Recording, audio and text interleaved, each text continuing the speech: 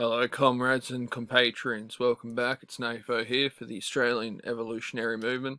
Just a quick video. I'd like to talk about the economy and fiat currency.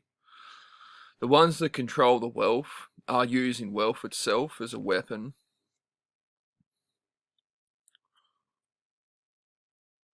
to tighten control.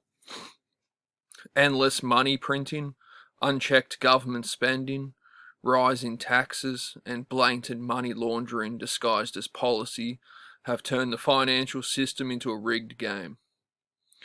Fiat currency no longer represents real value.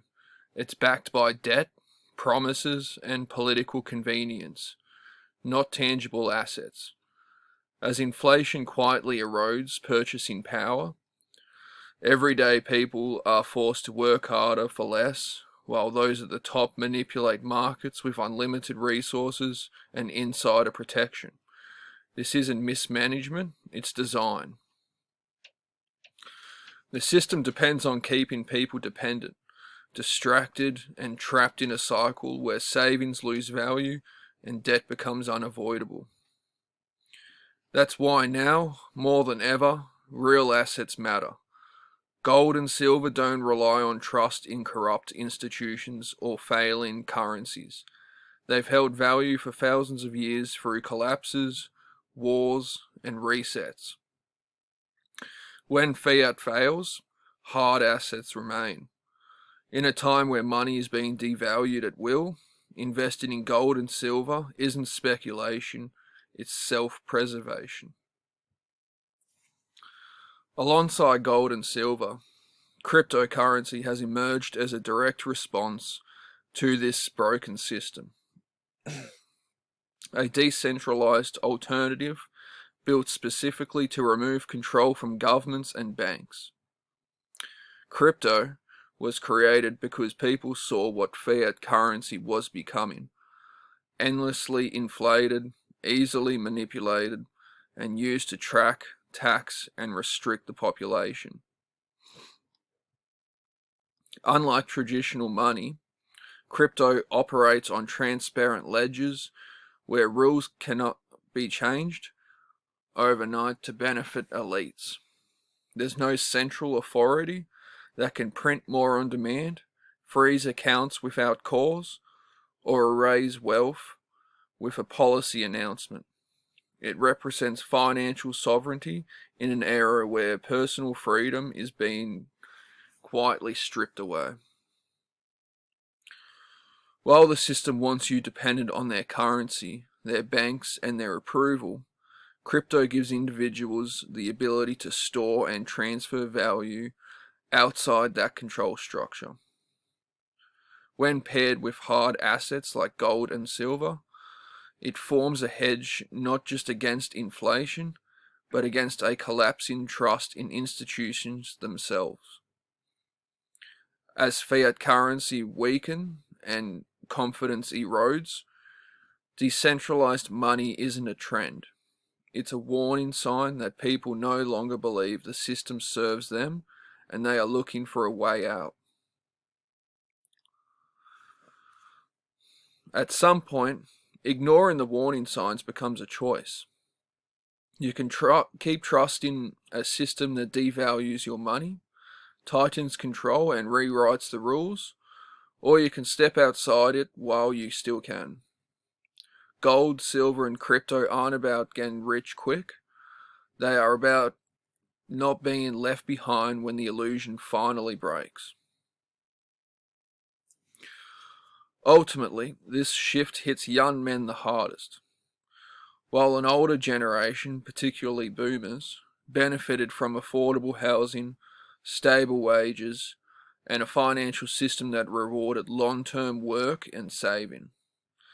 Today's young men are inheriting the debt, inflated asset prices, and a currency that loses value faster than they can earn it.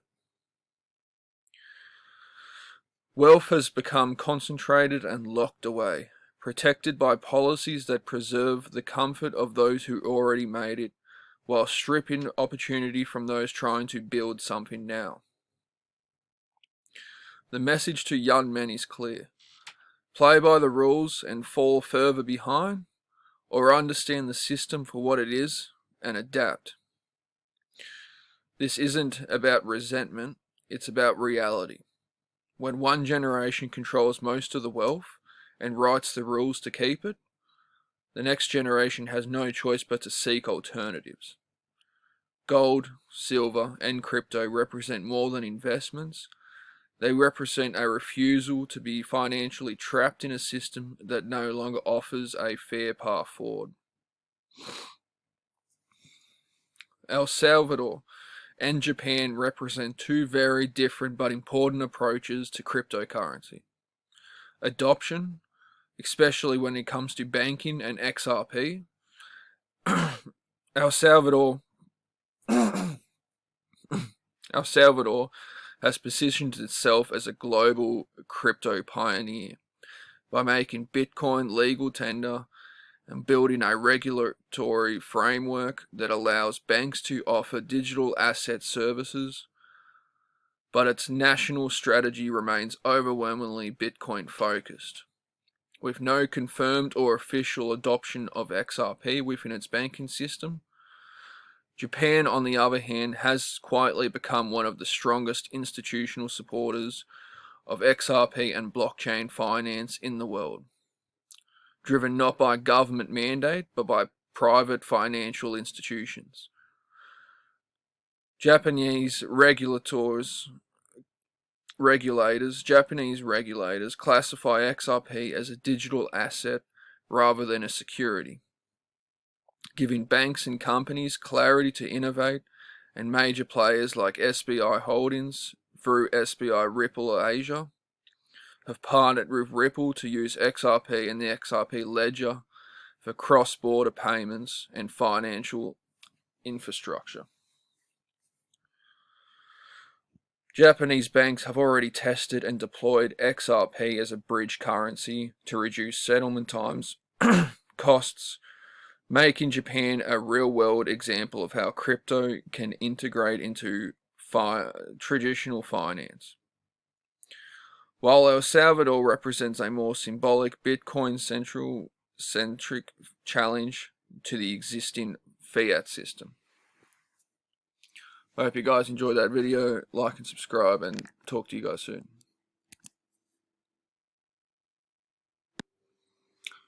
I'll just finish on this note. So whilst most of us should be aware by now, the Steam machine is rumoured to be 10 times more powerful than the Steam Deck, as well as the free online access. Plus the free games from the Epic Store and Amazon Prime Gaming offering monthly games is a huge bonus. I've only subscribed to the service twice, paying only $1 a month. In November, I got Fort Soils, Fallout 3, Fallout New Vegas, XCOM 2, Civilization 3, and 4, plus more. That's probably the direction I'll be moving towards, and as long as PlayStation continues bringing out physical media, I'll probably grab that too. But Nintendo and Xbox are pushing for digital purchases, and digital consoles a digital hellhole. Let's not forget the price increase for Game Pass. The last time I subscribed to Game Pass was during the release of Black Ops 7 and Outer Worlds 2. In February, High on Life 2 will be a day one release on Game Pass, but for the $35 price tag, I would need multiple day one releases. The new Fable game, or Elder Scrolls, is the only way I'd consider subscribing again. PlayStation membership. I haven't joined for a while. I do enjoy their classics catalogue. Last time I subscribed was September. I played Ratchet & Clank, Daxter, Forbidden Siren, Tomb Raider Legend. But that isn't enough for me to rejoin the service. As of now, the monthly games of January have been revealed. Need for Speed Unbound, Epic Mickey Rebrushed, and Core Keeper. Epic Mickey is a solid title, but I've already played it and not really worth getting it again. And I'll just finish on this. Kingdom Come Deliverance remake, reportedly for February 2026. Like and subscribe, guys. Let me know in the comments what you think, and I'll talk to you soon.